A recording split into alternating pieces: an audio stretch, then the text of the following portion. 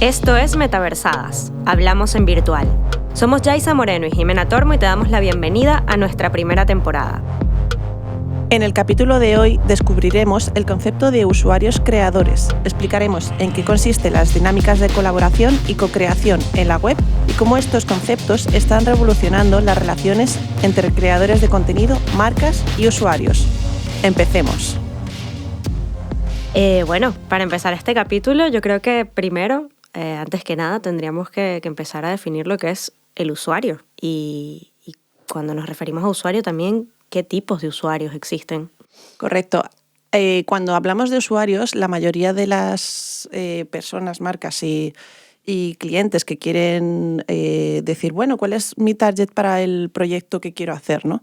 Siempre lo resumen mucho en, por ejemplo, en la edad, lo resumen mucho en el contexto cultural de esas personas, lo resumen en su sexo, si es femenino, masculino, lo que sea, ¿no? Pero en realidad, cuando hablamos de tipos de usuarios dentro de plataformas virtuales, tenemos que reconducir un poco todos estos conceptos de usuario en si realmente son consumidores o no son consumidores de la plataforma. Okay. ¿A qué te refieres con esto? En esto hay una clasificación que yo la resumo en 4 o 5 puntos. El primero es un usuario casual. ¿Qué es un usuario casual? Bueno, es si tú estás, por ejemplo, usando una aplicación o estás navegando por una web, son aquellos tipos de usuarios en los que van a ir casualmente a esa web porque en algún momento puntual les interesa o, por ejemplo, porque están jugando a un videojuego y entran ahí por casualidad o lo quieren probar o porque están jugando con otros amigos suyos, pero no tienen un interés real o un interés muy intenso en ese producto, sino que simplemente, bueno, por casualidad entran ahí de vez en cuando, ¿vale? Entonces, este tipo de usuarios es interesante porque llama mucho la atención el cómo ha entrado ese usuario a esa plataforma, es cómo vamos a captar ese tipo de usuario, ¿vale? El segundo caso es un usuario activo. Esto quiere decir que dentro del mundo, sobre todo de los videojuegos, el usuario activo es aquel usuario que está interesado en el producto y que está activamente generando contenido. Bueno, más que generando es consumiendo ese contenido, ¿no? Okay. Por ejemplo, cuando estamos en un videojuego dice, bueno, tenemos 400.000 usuarios activos. Eso significa que hay 400.000 personas jugando, no a la vez, pero sí continuadamente, durante las semanas, una vez a la semana, una vez al día o durante un periodo concreto. Este tipo de usuario se diferencia un poquito del tercer tipo de usuario, que es el consumidor. El activo y el consumidor son dos tipos de usuarios que realmente están interesados en el producto y que activamente entran en él, pero la diferencia entre uno y otro es el dinero. Es decir, quién se deja la pasta ahí, ¿no? Entonces, el primero entra y genera una experiencia en ese producto y el segundo no solamente genera una experiencia, sino una economía. Y en esto el metaverso tiene mucho potencial, ¿no? Es decir, no solamente vamos a ofrecer un grado de entretenimiento, sino que vamos a ofrecer el hecho de que puedas comprar y vender cosas, que puedas participar activamente y que te puedas lucrar, entre comillas, ¿no? Sí, total. ¿Qué pasa? Que durante toda la historia, digamos, de estos tipos de usuarios digitales se ha desarrollado hasta un punto en el que ha surgido un nuevo tipo de usuario, que es el usuario pro, ¿no? El gamer de toda la vida, ¿vale? El gamer es un usuario que lleva mucho tiempo usando esta tecnología, ya sea realidades extensivas, ya sea en los videojuegos, ya sea en las webs o lo que sea, sobre todo orientado en el mundo de los videojuegos, evidentemente, pero es como que profesionaliza el hecho de ser consumidor del producto, ¿no? A mí me parece muy llamativo justamente este rol, porque ha generado no solamente un nuevo tipo de usuario dentro de este mundo de los diferentes medios tecnológicos, sino que además ha generado evidentemente hay una industria detrás muy potente, que es una de las más grandes del mundo, vinculadas a la tecnología, pero también una serie de profesiones, porque ahora hablamos de que estas personas son consideradas deportistas profesionales. Correcto, ¿no? Y hay ligas y hay eventos mundiales en donde se reúnen y se ponen a prueba, y me parece sumamente interesante. De hecho, hablando con amigos que son seguidores de este tipo de eventos, cómo además, dependiendo del país, existe una cultura mayor o menor, ¿no? O incluso de la región. Por ejemplo, los coreanos y en general los asiáticos tienden a estar mucho más, los japoneses también, mucho más en contacto con este tipo de entornos, y entonces estos jugadores son mucho más potentes, desde muy pequeños están entrenando, hay una cultura que apoya este tipo de actividades, ¿no? En Europa también se da, es muy potente, los equipos europeos son muy potentes, pero bueno, que para mí ha sido muy llamativo porque en los últimos años, y sobre todo aquí en España, lo hemos visto con los últimos equipos.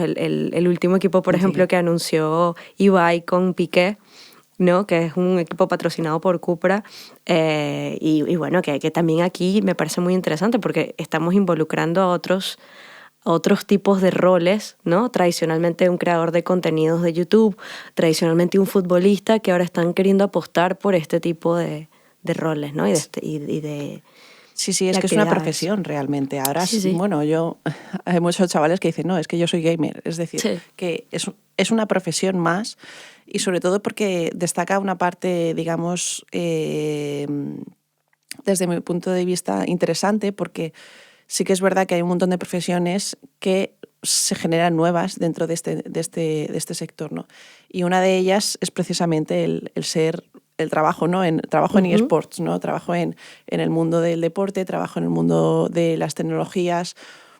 Claro, es como, ya, pero no estás jugando con ninguna pelota, ¿sabes? Es como, sí. No, ya, pero es un deporte igual, ¿no? ¿Por qué no?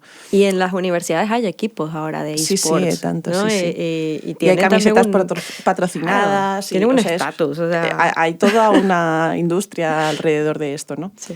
Y este último, digamos, rol profesional ha llegado hasta un punto en el que no solamente los profesionales, digamos, la gente que puede consumir este tipo de plataformas de manera profesional, sino que usuarios, ya sea casuales, ya sea activos o consumidores, lo que hacen, o sea, lo que quiero decir es que se ha generado un nuevo concepto de usuario, ¿no? Que es el concepto de creador, ¿no? El concepto de que yo, indiferentemente de si estoy dentro de una plataforma y o sea, es como que te doy las herramientas para que tú generes contenido dentro de la plataforma, ¿no? Uh-huh. Y bueno, y además este usuario creador para mí está... O sea, creo que es un proceso natural, o lo que estamos viviendo con este nuevo rol de usuario creador, parte ya de una historia previa, ¿no? Y esta historia previa creo yo que nace en la Web 2, ¿no? Con las redes sociales, y cómo se empezó a entender a través de las redes sociales, o las marcas y creadores de contenido empezaron a entender que la necesidad de un diálogo con el usuario era clave, ¿no? Para precisamente para hacer llegar sus mensajes, para hacer llegar sus productos, y bueno, se generó toda esta cultura de los likes, esta cultura de los reviews. Ahora nosotros, si no leemos una review que nos convenza, es muy probable que deseamos no adquirir un producto. Entonces existe aquí un rol en el que el usuario tiene la última palabra en muchos sentidos, o tiene esta posibilidad de co-crear y colaborar con las marcas para hacer llegar un mensaje, o para de alguna manera nutrir a la comunidad en torno a ese contenido, a ese producto, a esa experiencia. Y bueno, o sea, digamos que el siguiente paso después de este rol conversacional que existía, o que existe todavía en la Web 2, es precisamente el de los creadores de contenido. Cómo surgieron los youtubers, los streamers, después, nosotras, podcasters. Somos también un poco resultado de ello. Cómo además las campañas de crowdfunding se convirtieron y se han convertido en una excelente manera de financiar proyectos y y ya han puesto han acercado estos medios a la gente. Cualquiera realmente puede plantearse empezar un proyecto de este tipo y poder recaudar fondos gracias al apoyo de una comunidad. Y de hecho es curioso porque hay muchas veces que cuando se genera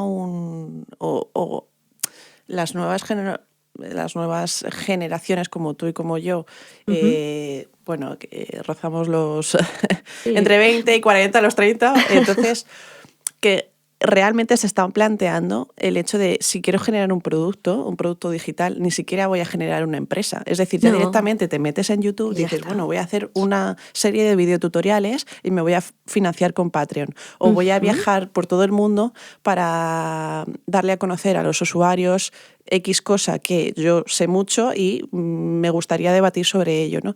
Y muchos usuarios, de hecho, la mayoría de los youtubers, claro, la clave de ser un youtuber es tener seguidores, ¿no? Entonces es como que muchas veces dejan su contenido lo suficientemente abierto y lo suficientemente debatible como para que preguntan a sus seguidores, oye, decidme que si os mola este tema, que voy a seguir hablando de esto, ¿sabes? Es directamente, te habla a la cara, ¿no? Además, les hablan a las cámaras, ¿no? Es decir, te estoy hablando a ti para que me digas lo que tú quieres, además casi en tiempo real, ¿no? Es decir, no me hace falta hacer una encuesta de satisfacción de usuarios, no me hace falta hacer unas estadísticas de si va a funcionar o no va a funcionar, porque realmente a medida que estoy creando, estoy viendo si está funcionando o no, casi en tiempo real, ¿no? Así es, está al alcance de todos y además es algo inmediato.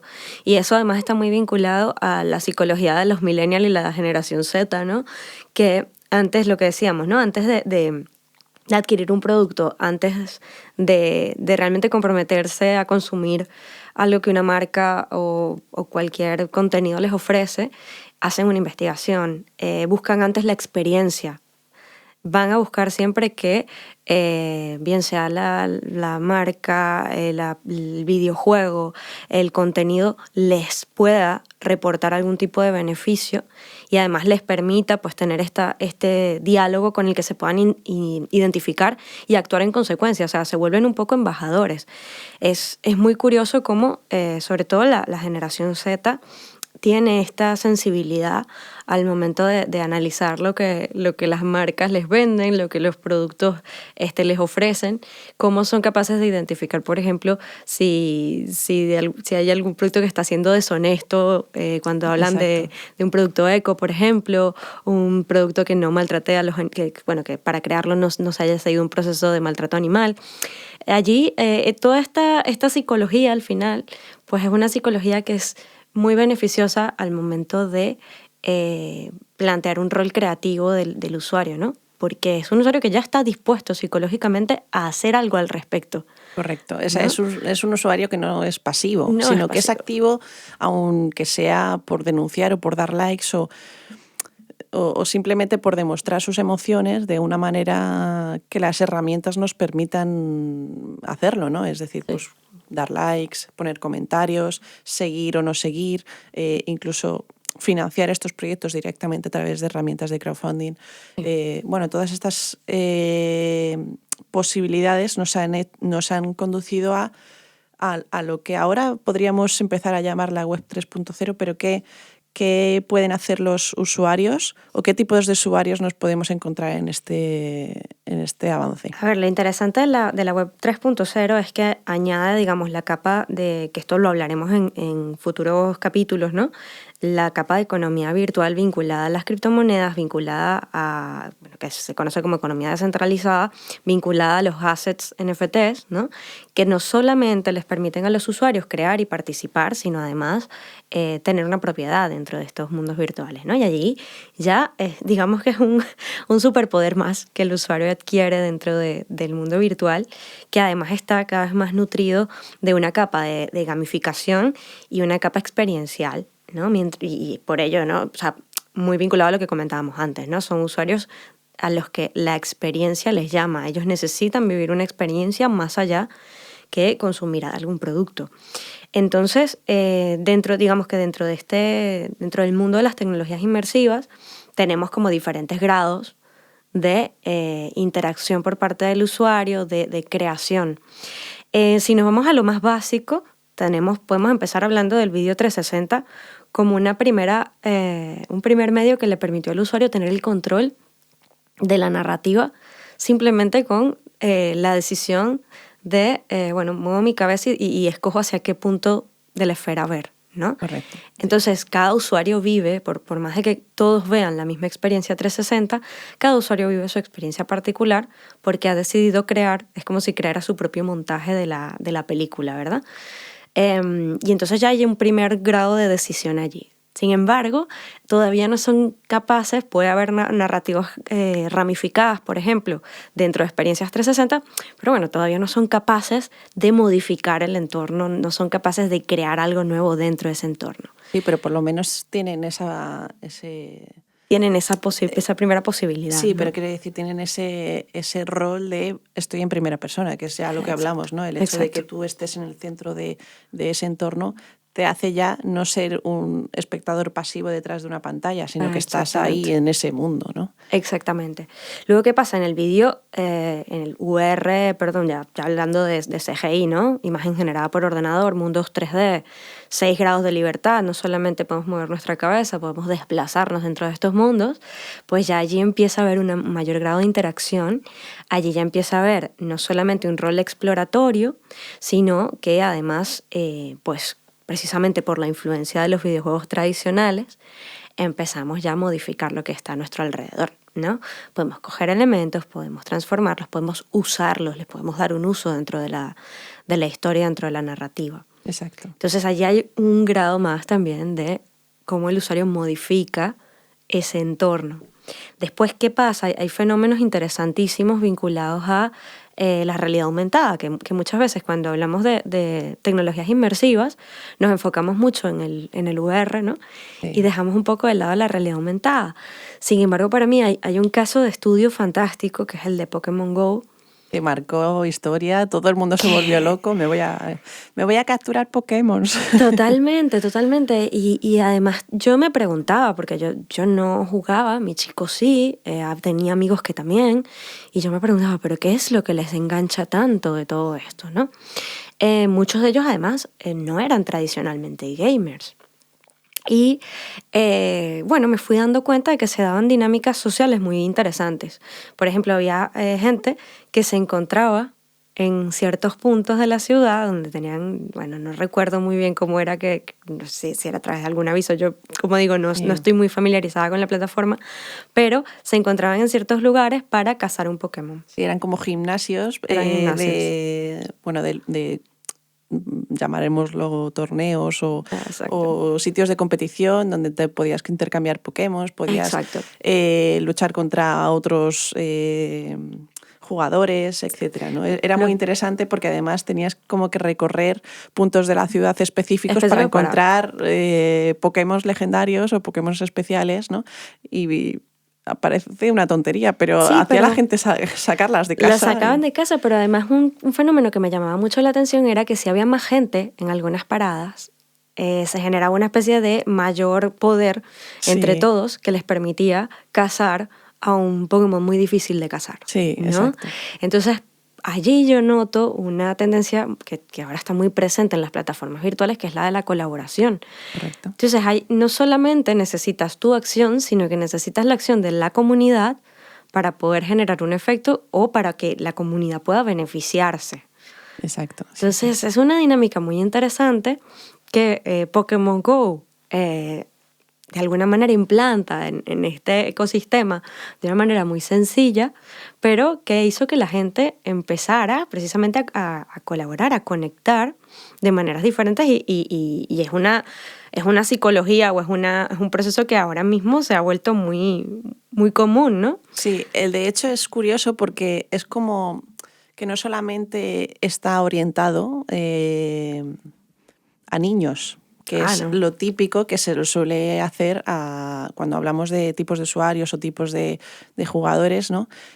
Bueno, ya hemos hablado de este tipo de casual, del gamer y tal, pero es que claro, o sea, todo lo que es la gamificación ha pasado a unos niveles en los que estamos hablando de personas ya adultas, personas que tienen un bagaje ya lo suficiente como para decir, no, es que esto no es un juego, sí es un juego de niños, pero realmente no es tanto de niños, sino es una parte de esa psicología que tenemos los humanos de poder socializar, poder inventar, poder divertirnos con las tecnologías. Es decir, vamos a sacar nuestro niño de dentro y vamos a expresarlo hacia afuera porque realmente tenemos esa necesidad de sentirnos libres como para que las tecnologías nos puedan ayudar a relacionarnos, a colaborar, incluso a discutir, porque dentro de dentro de estos gimnasios Pokémon, o sea, yo tengo amigos que se han puesto a discutir, me has quitado el Pokémon, no sé qué. Y claro, se generan unas dinámicas que digo, pero estáis loquísimos, estáis hablando de un Pokémon. Y ellos, sí, pero a ver, ojo, que esto es serio. Y es como, vale, tranquilo, os dejaré en paz. Es curioso porque voy a traer un poquito estas dinámicas de los videojuegos o de las plataformas virtuales, incluyendo todavía las plataformas extensivas, para hablar de la psicología del usuario, ¿no? Hemos hablado de las tipologías del usuario en función de cómo consumen ese producto, pero quiero meterme un poquito en cómo la motivación nos permite buscar este tipo de contenidos, ¿no? Es decir, ya no solamente veo el fútbol, sino que me voy a cazar Pokémon, ¿no? Ese es el concepto el que quiero transmitir. Hay dos tipos de motivación, que una es intrínseca y otra es extrínseca. La intrínseca es aquello que nos motiva un poco a lo que nos gusta, ¿vale? A mí me gusta vestir un poco, yo qué sé, rapero, y a ti te gusta vestir más kawaii, yo qué sé, ¿no? Lo que sea. Lo que nos gusta lo vamos potenciando desde que somos críos, desde que somos muy pequeñitos, en los que sale un poquito nuestra personalidad. Entonces vamos buscando aquello que más nos motiva en función de cómo nos sentimos cómodos. Y luego lo extrínseco es lo que nos van educando o lo que nos van fomentando, que es bueno y malo, que es positivo o negativo, que es las modas también están un poco ahí, ¿no? Es decir, el entorno. Es el entorno el que nos produce premios o castigos en función de hacia dónde queremos conducir nuestro comportamiento, ¿no?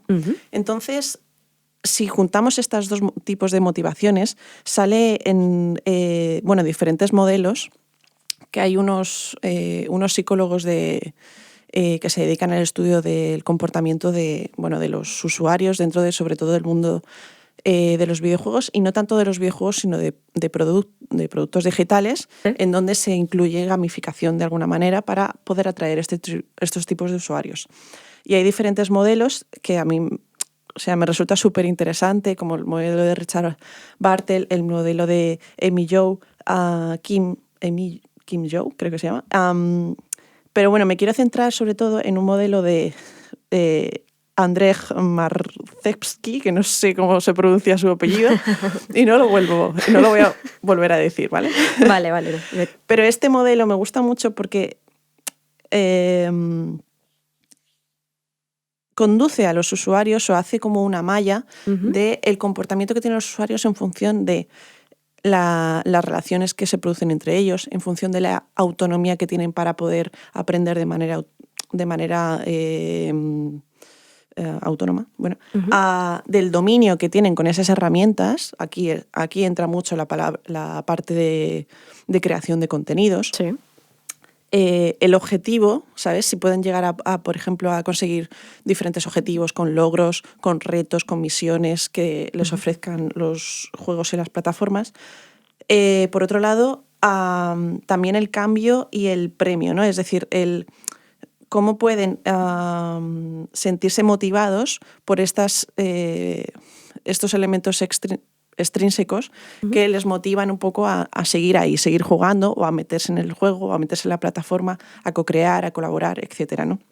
Entonces, un marco de definición del usuario desde el punto de vista psicológico. Exacto, sí, sí. Entonces a mí me resulta muy curioso porque se han definido una serie de roles que no son, definitivos, sino que son como una especie de malla en la que todos estos roles se entrelazan entre ellos, ¿no? Pero estableció unos que, por ejemplo, pondré está el explorador, ¿no? Que es el típico usuario en el que va por ahí explorando y se mete en un videojuego y dice, ostras, voy a buscar easter eggs, por ejemplo. Que quien no sepa lo que es, pues son como mini objetos especiales o interesantes, o algunas veces son chorradas, son lugares también. lugares o lo que sea, que los propios creadores de los videojuegos han metido de manera oculta dentro del juego para que los usuarios vayan ahí a buscarlo y tal. Pues los exploradores hacen un poco eso, en plan, voy a buscar easter eggs, voy a buscar el Pokémon legendario porque es tal, ¿no? Sí. Porque es me va a motivar meterme en el juego o meterme en la plataforma para buscar ese contenido exclusivo, ese contenido exploratorio, ¿no? Sí. Luego hay otro que es más el socializer, ¿no? Que es precisamente el de tu pareja, ¿no? Es, bueno, yo vengo aquí a jugar al Pokémon porque estoy con mis colegas y mola mucho estar con mis colegas ahí todos jugando, ¿no? Bueno, hay un videojuego que que se ha jugado muchísimo, que es el LOL, que todo el mundo, o sea, a mí nunca me ha gustado porque los gráficos son geniales, ¿sabes? Pero luego el videojuego son como mini muñequitos que se matan entre ellos, pero es curioso porque se genera una cultura. A mí me cuesta mucho el LOL, porque además va muy rápido. O sea, estás viendo la pantalla y están ocurriendo 800 cosas a la vez. Sin embargo, tanto los que lo siguen como los que lo juegan tienen una capacidad absurda para concentrarse y saber absolutamente todo lo que está pasando, saber cuándo atacar. Sí, pero a mí yo no puedo. Claro, yo no puedo seguir el ritmo. Es súper curioso porque este tipo de juegos, sobre todo los que son de estrategia, se juegan en grupo. Sí, es decir, que necesitas estar conectado online para jugar a este juego y sobre todo porque hay en estos equipos se van poniendo roles, ¿no? Tú eres el tanque, tú eres el defensor, tú eres el mago, tú eres el no sé qué, tú eres el tal cual, ¿sabes? Y se genera ahí, venga, vamos todos juntos, pam, pam. Bueno, las dinámicas también de Fortnite funcionan de esa manera. Exacto. Que de hecho se ha generado, que me llama la atención, un código. De repente hay gestos que pueden hacer los jugadores para entender cuándo quieren aliarse. Entonces, bueno, ¿sabes? El juego eso no lo ha establecido así, eso lo ha generado la propia comunidad. Correcto. ¿No? Que saben que, bueno, vamos a aliarnos, ¿vale? Si ha levantado la mano o ha hecho este gesto, yo ya entiendo que quiere que seamos aliados, yo decido si aceptarlo devolviéndole el gesto y por lo tanto queda allí un lenguaje que se genera, lo genera la propia comunidad y les permite justamente conectar, socializar y, bueno, generar dinámicas que van más allá de las mecánicas básicas del juego. Correcto, es que de hecho hay muchísimos jugadores que no necesitan, o sea, que necesitan estar dentro de los juegos porque realmente lo que quieren es socializar. O sea, yo tengo colegas que se conectan al Discord o a cualquier juego para tener el chat y charlar con sus colegas mientras están jugando. O sea, están socializando, no están jugando. Total. Entonces es muy curioso, ¿no? Ese otro rol. Y hay otro ejemplo que tiene que ver con los eventos en las plataformas tradicionalmente orientadas a juegos. El caso también de Fortnite, el caso de Roblox, donde además de jugar, los usuarios están asistiendo a eventos y a conciertos. Exacto. Y estos conciertos pues tienen una capa de gamificación, pero se ponen de acuerdo los grupos de amigos para quedar en el mundo virtual, ver el concierto y jugarlo juntos. Sí. Que, por ejemplo, el caso de Ariana Grande, que hizo un concierto brutal porque era realmente como un juego con diferentes niveles. No diría que era plataformero del todo, pero bueno, eran como diferentes mundos, muy al estilo Fortnite, donde ella siempre estaba con su avatar cantando y había una serie de obstáculos que los jugadores tenían que ir atravesando, ¿no? Y entonces se generaba allí, era un juego ambientado con el concierto. Qué guay. ¿No? Es que es curioso, porque un mix ahí interesante. O sea, todos estos conceptos que estamos transmitiendo no son única y exclusivamente dentro del videojuego. Realmente provienen de aquí, ¿no? Sí. Pero realmente es la propia naturaleza humana que tenemos nuestras personalidades, ¿no? Nuestras maneras de actuar, que eso ha generado estos roles dentro de el mundo virtual y el mundo real también. Sí, totalmente, totalmente. Luego quiero ir a otros tipos de usuarios o de roles que me resultan súper interesantes y que no son tanto de socializar, ni de explorar, ni tal, sino son más incluso a lo mejor una minoría, pero que también hay que destacarla, ¿no? Que son, por ejemplo, los free spirit. Los free spirit son aquellos que van por ahí y precisamente están relacionados con ese usuario casual, ¿no? Es decir, que van por ahí explorando, van mirando si funciona y no hacen mucho caso de, digamos, de lo que el juego... De la historia, ¿no? Un poco. Claro, de lo que la plataforma del juego o de lo que realmente hemos venido a hacer, ¿no? Es decir, hacen lo que les sale de los huevos. Es decir, vengo aquí y lo mismo tengo un arma y en lugar de, yo qué sé, construir un arma y construirme mis flechas, pues a lo mejor me construyo, yo qué sé, plátanos y tiro los plátanos, ¿no? Es como... Y empiezo a jugar y empiezo a utilizar las herramientas que tengo en mi entorno para hacer lo que yo quiera independientemente del objetivo que tenga en ese juego. Y eso es uno de los de los usuarios que de hecho más intenta conseguir el metaverso, ¿no? Es en plan, no quiero que entres, yo que sé, en este edificio para comprar, ¿no? Te voy a dar una serie de unas cajitas, te voy a dar unos pinceles y te voy a dar unas cositas y tú haz lo que tú quieras, ¿no? Es en plan, eres un espíritu libre, puedes explorar. Y hay juegos que han entendido esto bien y se han adaptado, han hecho el trabajo a la inversa. Por ejemplo, el caso de Minecraft. Exacto, sí, ¿no? sí. En Minecraft tienes un abanico gigantesco de opciones para crear, construir, generar nuevos materiales. Cada quien pues tiene, con el modo creador, por ejemplo, se han hecho proyectos enormes, se han generado réplicas de edificaciones del mundo real, se han generado mundos enteros enormes. Sí, sí. Y estos los han hecho los usuarios con las mecánicas básicas o con las herramientas básicas que ofrece el juego. Claro, y esto es lo curioso porque aquí entra un poco en conflicto dos tipos de usuarios, que son los que buscan la maestría, es decir, que los achiever, que tienen como una perspectiva más de dame misiones, dame retos, dame logros, que voy a ir ahí, ¿vale? Voy a intentar conseguir la máxima puntuación posible, voy a intentar llegar al máximo del nivel que yo puedo hacer, que está muy relacionado sobre todo con los gamer pro, con los usuarios pro. Y luego, por otro lado, entra el disruptor, ¿no? Que el disruptor no hace como el juego inverso, ¿no? Es decir, en lugar de ir a las misiones y tal, lo que voy a intentar es... voy a intentar romper el juego de alguna manera, ¿sabes? Voy a hackear desde mi actuación aquí. Sí, pero ese lado un poquito anarquista es que es importantísimo, porque realmente eso hace que los juegos tengan gracia. Es decir, la mayoría de los memes salen de juegos rotos, ¿no? Luego tienen ese lado en el que siempre son muy críticos con el producto. Y eso es algo fantástico, porque realmente es lo que tú decías, lo que tú comentabas antes, ¿no? De los youtubers y de los productos que salen, que enseguida tienen como una participación activa de los usuarios a nivel de comentarios, a nivel de no me gusta que metas aquí violencia o maltrato animal o lo que sea. ¿Sabes? Estos disruptores machacan un poco el producto, viendo lo que no es perfecto ni que tiene por qué seguir estas normas, ¿no? Es decir, a mí no me gusta esto, me voy a quejar. Y es un modo de co-creación, porque al final, al tener este diálogo, también estás promoviendo mejoras en el producto, estás promoviendo mejoras en la experiencia. Por supuesto. Entonces, sí es una dinámica de co-creación que quizás no parte necesariamente de ese objetivo, pero termina generándolo, ¿no? Termina facilitándolo.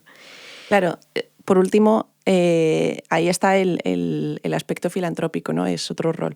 El filantrópico realmente lo que hace es intentar ayudar, intentar dar consejos, intentar tener esa visión de vamos a ayudarnos entre todos, vamos a ir de la mano, que tiene como ese espíritu más de apoyo, más de comunidad, que no es tanto socializar, sino buscar colaboraciones, ¿no? Es decir, cuando está el disruptor marcando lo que no hay que hacer o lo que no nos gusta, ahí está el filantrópico para decir, hey, venga, pues vamos a hacer esto todos juntos. Es constructivo más que... Exacto, sí, exacto. Más que destructivo. Pues yo todos estos roles, sobre todo los últimos, los que tienen más que ver con la parte disruptiva y la parte de socialización, los veo sumamente vinculados a las dinámicas que se están viviendo ahora en las plataformas virtuales, ¿no?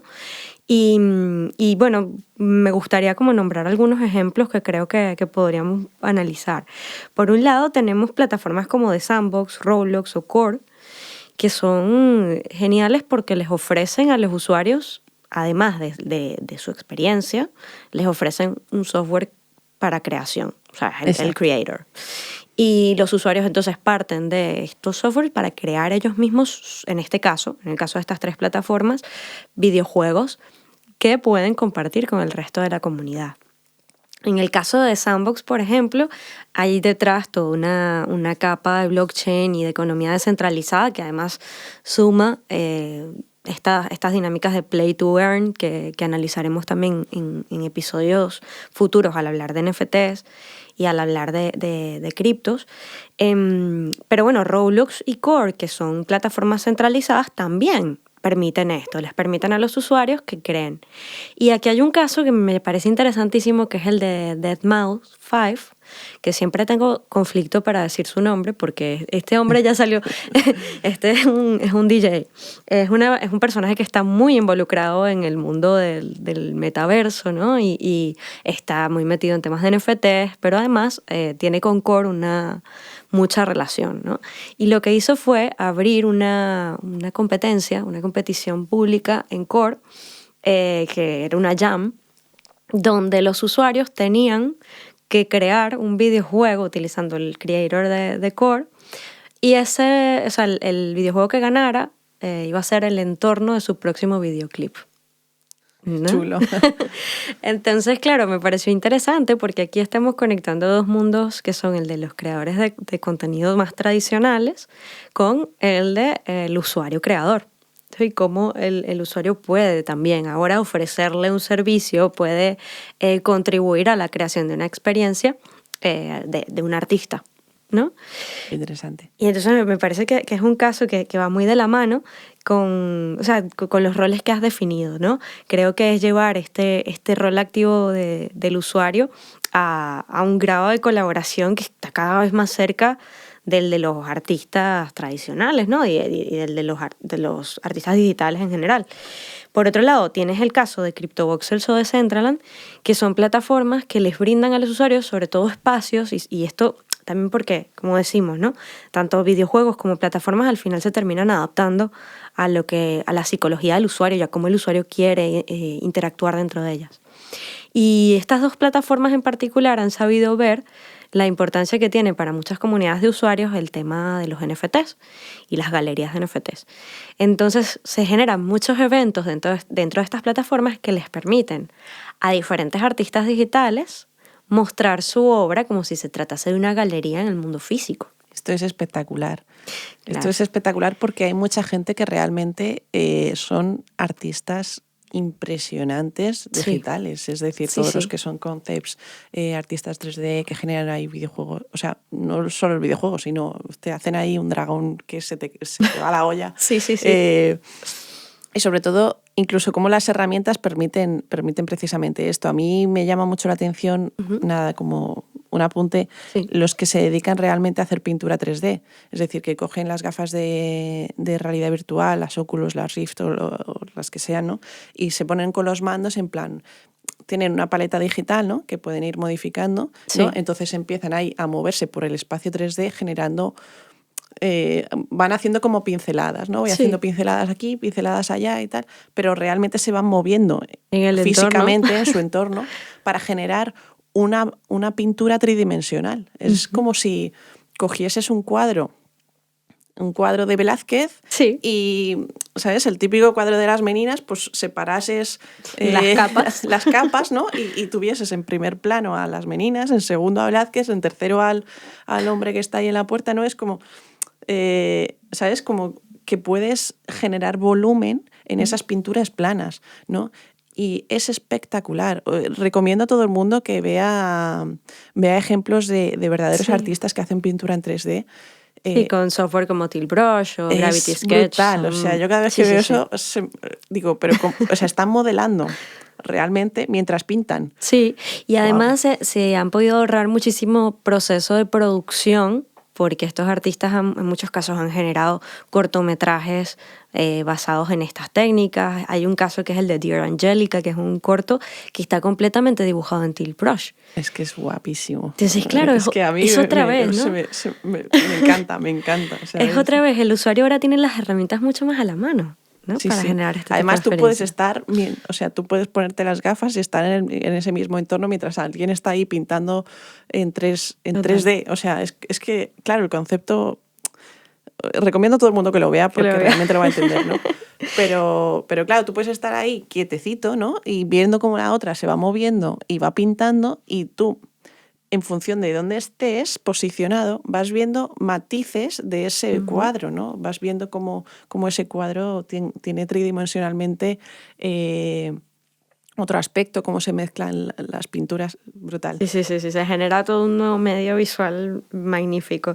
Y muy de la mano de esto, por ejemplo, hay otro ejemplo que me interesa mucho del tema de las plataformas virtuales, que es VRChat, porque también de la mano de esta posibilidad de los usuarios para crear entornos, en VRChat los usuarios crean utilizando una SDK de Unity. Entonces ellos crean en Unity. Después a través de esta SDK pueden subir a la plataforma sus creaciones. Entonces es magnífico porque les está permitiendo a los usuarios no solamente crear entornos que pueden compartir con otros y en donde la comunidad puede también pasar el rato, socializar, vivir experiencias hasta cierto punto con ciertas capas de gamificación, sino que además les está permitiendo personalizar su identidad. Entonces muchos están creando en Unity sus avatares. Y como la plataforma les facilita a cualquiera que haya utilizado Unity, esa SDK, la posibilidad de subir su modelo, entonces están pudiendo también tener un medio de expresión muy interesante socialmente, que eso luego también cuando hablemos de identidad virtual lo exploraremos mucho más. Sí. Pero que ya no solamente va de crear un entorno, crear un juego, va también de crear tu representación en el mundo virtual. Claro, ¿no? O crear los elementos que te van a complementar, ¿no? Crear tu ropa, crear tu pelo, lo que tú quieras, ¿no? Si quieres ser un oso gigantesco, pues lo puedes ser, no hace falta, además, que sea un avatar realista, pero ya hablaremos en eso en su momento. Totalmente. Y bueno, hay dos conceptos yo creo que están muy de la mano y que están muy presentes en todo este discurso un poco que hemos ido analizando. Y para mí son la colaboración y la co-creación, ¿no? Y aquí, bueno, hay como qué es una cosa y qué es la otra. Bueno, depende también de los casos y de cómo lo analicemos, ¿no? Pero yo creo que hay como actores muy claves o muy importantes dentro de este entorno de la colaboración y la colaboración y co-creación en el mundo digital. Por un lado tenemos a las marcas que tradicionalmente han estado allí, ¿no? Por el otro lado tenemos a marcas que se han especializado en crear específicamente contenidos dirigidos a este tipo de plataformas o a este tipo de medios. Tenemos también a los creadores de contenido tradicionales que se están adaptando a estas nuevas tecnologías. Y por un lado, que para mí por último, que para mí son los más potentes, son las comunidades. Es que las comunidades es lo que hace que esto esto tenga sentido, tenga ¿no? vida. La cultura que hablamos el otro día, ¿no? Es que se está generando culturas digitales interesantísimas. Que son como generar nuevos países dentro del mundo digital, entre comillas, ¿no? Totalmente. Y bueno, traje un poco algunos ejemplos también que quisiera comentar, y por un lado también para tener una idea de cómo las marcas, por ejemplo, podrían entrar dentro de estos mundos virtuales. A veces pensamos que una marca, para poder tener algún tipo de interacción con sus comunidades dentro de las plataformas virtuales, tiene que crearse un entorno. Y hay veces que sí, pero hay otras maneras de conectar con la comunidad de estos mundos. Entonces, por un lado, bueno, tenemos lo tradicional, que es el caso de Gucci. Se crea primero un entorno en Roblox donde los usuarios pudieron explorar, pudieron adquirir assets virtuales para sus avatares, todo en torno a la última colección de la marca. Pero luego Roblox se da cuenta de que, bueno, que eso no es suficiente y saca una colección de NFTs con Superplastic, que es una marca que tradicionalmente hace juguetes y piezas de colección muy basadas en el diseño y a través de colaboraciones con figuras importantes del mundo del diseño gráfico y de las artes gráficas.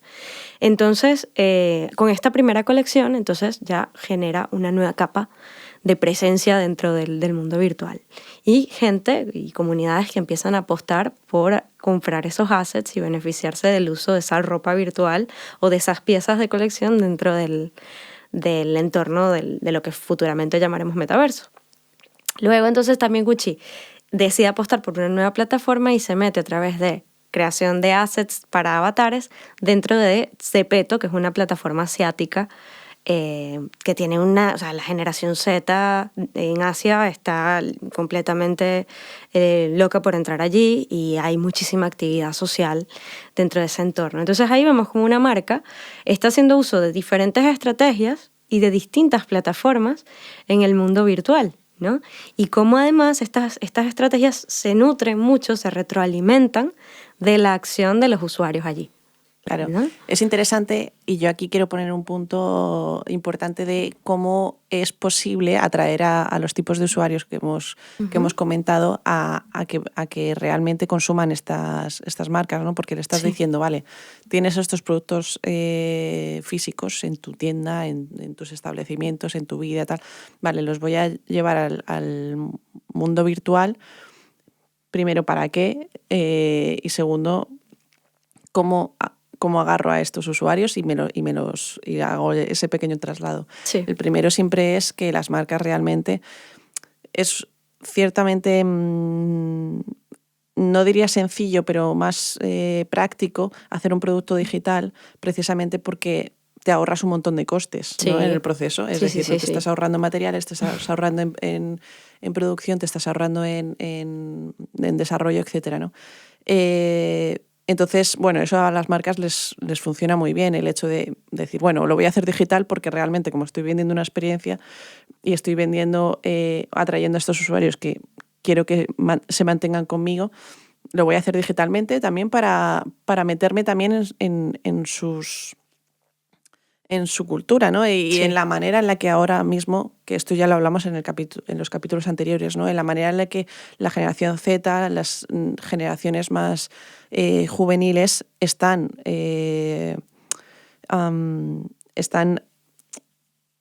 moviéndose con este tipo de productos, ¿no? Es decir, que necesitan estar las marcas en un mundo virtual porque esos chavales están en el mundo virtual. Totalmente. Es que es así, ¿no? Pero que además, lo necesitan. Que además no es solamente la presencia, tienes que también generar ese diálogo. Claro, ¿no? Entonces ahí está el valor, digamos, de analizar qué tipos de roles, qué tipos de usuarios y a qué tipos de personalidades vamos a ir, ¿no? Sí. Es decir, si yo quiero que mis usuarios no les voy a dar unas misiones, ni unos retos, ni unas mecánicas a conseguir, sino simplemente les voy a dejar que exploren ahí un rato, vale, bueno, voy a atraer a estos tipos de usuarios. Pero ¿y si me interesa que los disruptores también estén aquí? Pues les voy a dar, esa posibilidad de que, por ejemplo, tengan posibilidad de tener los productos antes de que salgan, ¿no? Esto pasa mucho en los videojuegos, darles la oportunidad de, bueno, te voy a dar el producto en formato test, ¿no? Entonces los usuarios van a decir, vale, voy a ir ahí, voy a ver qué es esto porque es súper nuevo, es exclusivo y solamente lo tienen 100 personas en el mundo, pero no está terminado de acabar, por lo tanto voy a analizar qué qué está guay, qué es lo que no, qué es lo que funciona, qué es lo que me diferencia de otros productos que tengo. Sí. Y esto pasa mucho, sobre todo hay muchos youtubers que se dedican simplemente a hacer esto, ¿no? El concepto del unboxing, ¿no? Sí. El concepto de tú abres algo o exploras algo, aún no sabiendo que puede ser la mejor calidad de ese producto, ¿no? Totalmente. Y de luego también hay otras dinámicas que son interesantes porque ya no es solamente que la marca pone al servicio de la comunidad el producto terminado, sino que les da la posibilidad de personalizarlo y beneficiarse de las ganancias de ese producto. Claro. Hay un caso muy interesante que es de Fabricant, que es una marca que se ha creado específicamente, ellos lo único que hacen es ropa para plataformas virtuales, para mundos virtuales. Ese es su trabajo. Ellos son una marca de moda para lo que ellos dicen, el metaverso. Y bueno, lo que han hecho es que han creado lo que ellos llaman The Fabricant Studio, que es tú tienes acceso a esta plataforma y te puedes crear allí, utilizando como base las piezas que ellos ya tienen creadas. Puedes modificarlas, puedes añadir texturas, puedes añadir diferentes colores, puedes hacer tu pieza personalizada y luego la puedes poner a la venta en la plataforma como un NFT. Es decir, estás vendiendo esa pieza de ropa digital para que otros usuarios la compren y puedan usarla con sus avatares en algunas de las plataformas. Por ejemplo, en The Sandbox se pueden utilizar estas piezas. Entonces, lo interesante aquí es que tú entras allí, yo lo hice, de hecho lo hice anoche. Entré, me personalicé mi blusa, no llegué al punto en el que la puse a la venta, pero si hubiese seguido los pasos, pues habría podido ponerla a la venta como un NFT y la plataforma, si esa pieza se vendía, la plataforma me daba parte de los beneficios de esa venta y ellos se quedaban con otra parte. Claro, aquí la economía es lo que tiene un poquito de sentido dentro del metaverso. El hecho de que no solamente es productos digitales, que dices, bueno, está bien que mi avatar tenga esa personalización que yo quiero transmitir como usuario, ¿no?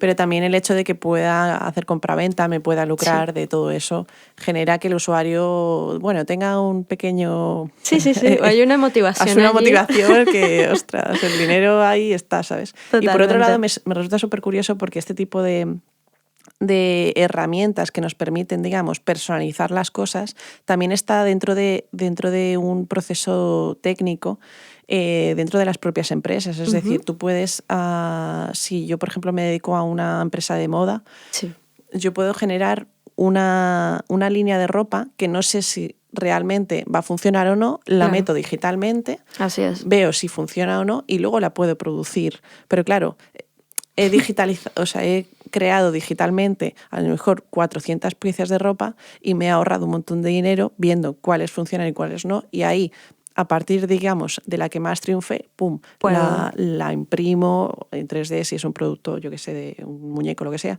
pero si es una pieza de ropa también la puedo generar, hacer los patrones exactamente, de manera física. Sí. Pero claro. ya sé que eso va a funcionar.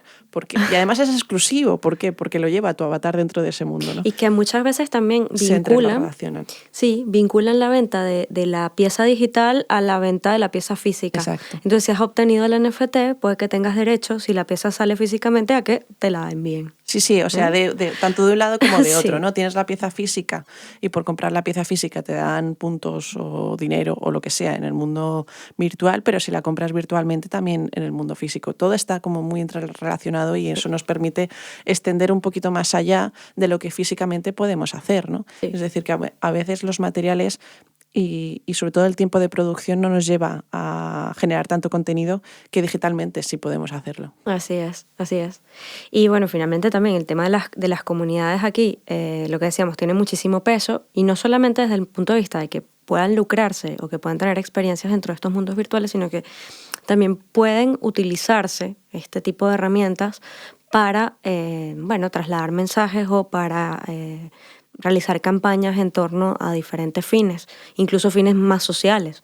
Entonces, de repente, con la adquisición de un NFT es el caso, por ejemplo, de la colección World of Women, que la gente que compró estas figuras, que son simplemente imágenes de diferentes mujeres, con diferentes looks, todas siguen evidentemente un patrón estético igual, los compradores de esta colección tienen no solamente beneficios dentro del mundo virtual, como descuentos, como la posibilidad de comprar NFTs asociados, la posibilidad de asistir a eventos privados o eventos incluso en el mundo físico, sino que también la colección se vincula a diferentes organizaciones para dar apoyos. Digamos que el discurso de este proyecto está muy orientado a la igualdad entre hombres y mujeres, apoya muchos proyectos que tienen que ver con ello. Entonces, con la compra de este NFT también te involucras en este tipo de actividades y en este tipo de apoyos a organizaciones sociales, ¿no? Entonces, es una manera de llevar estas dinámicas del mundo más virtual y del mundo que inicialmente se suelen relacionar con el gaming y con la parte social en el mundo digital a fines que tienen un impacto en el mundo real. Es curioso, no solo nos divertimos, sino que te podemos apoyar. Exacto. Exactamente. Proyectos sociales. Sociales, ¿no? por ejemplo. Es súper curioso. Sí. Me gustaría, no sé si quieres dar más apuntes, me gustaría trasladar un poquito todo ese conjunto de acciones que puede hacer el usuario a las herramientas que nos permiten llevarlas a cabo, ¿no? Realmente aquí es curioso lo que dices, ¿no? Que simplemente el usuario también puede apoyar fines sociales, etcétera, pero también cómo hemos podido llegar a eso, ¿no? Y una de las grandes facilidades que nos permiten hacerlo es precisamente los programas que son de código abierto. Que yo aquí defiendo mucho este terreno. Este terreno, sí, que además, bueno, viene un poquito impulsado por esa idea anarquista que tienen muchísimos programadores, muchísima comunidad de programadores que permiten que los programas de creación sean gratuitos, ¿no?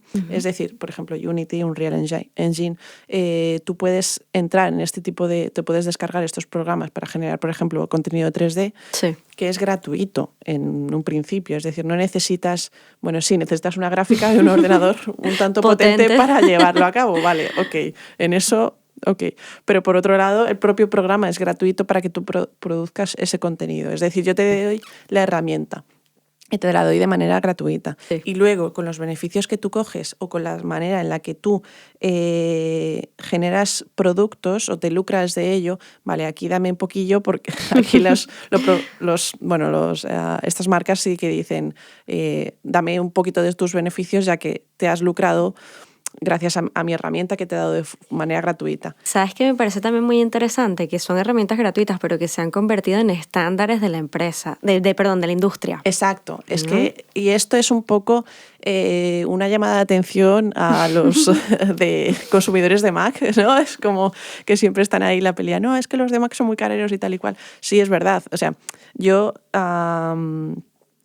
soy consumidora tanto de Mac, de Windows y de un montón de programas y un montón de... O sea, yo me muevo con cualquiera, siempre y cuando me den la herramienta lo suficientemente potente como para llevar a cabo los productos que yo quiero generar. Pero sí que es verdad que, o sea, voy a dar como una pincelada de uno y de otro. Mac tiene una cosa que a mí me gusta mucho y es que tiene la posibilidad de que los dispositivos estén más conectados entre ellos, multidispositivos, es decir, yo tengo un contenido, imagínate que tengo un contenido 3D dentro de una plataforma virtual que yo puedo llevar tanto a mi ordenador, a mi tablet, a mi móvil, de una manera súper fácil, ¿no? Todo lo que son las fotos, o sea, hoy en día la gente puede mandar información y le llega en 4 dispositivos diferentes de una manera instantánea y sin problemas entre compatibilidades, ¿no? Sí. En cambio, por otro lado, todo esa manera multiplataforma para llevar los contenidos de un lado a otro... un sistema cerrado. El problema está en que tienes que pagarlo por conseguirlo, ¿sabes? O sea, por intentar crear, ya tienes que hacer un pay to learn, ¿no? Es decir, tienes que pagar para conseguir simplemente la herramienta que te va a permitir crear.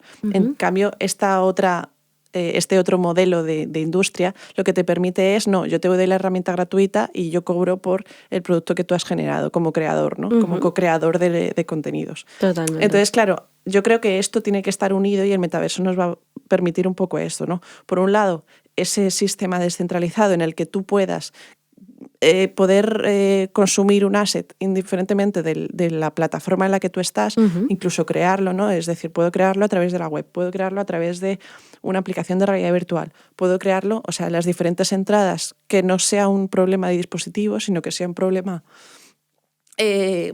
simplemente no sea un problema.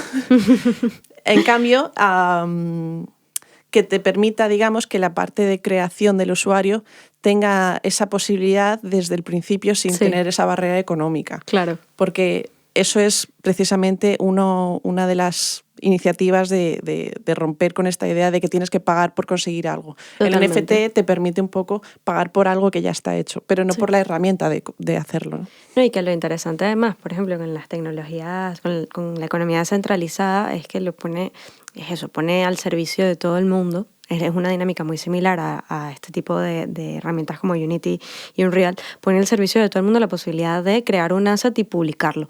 Una persona en África, una persona en Europa, una persona en Asia, tienen todos las mismas condiciones en principio, si tienen acceso, evidentemente, que allí ya entraríamos en otros temas, pero si tienen acceso a Internet, si tienen acceso a esta base, ya tienen la posibilidad de generar un asset con el que pueden llegar a sacar un beneficio, lucrarse o incluso formar parte de una comunidad activa que les permita conectar, que les permita aprender, que les permita...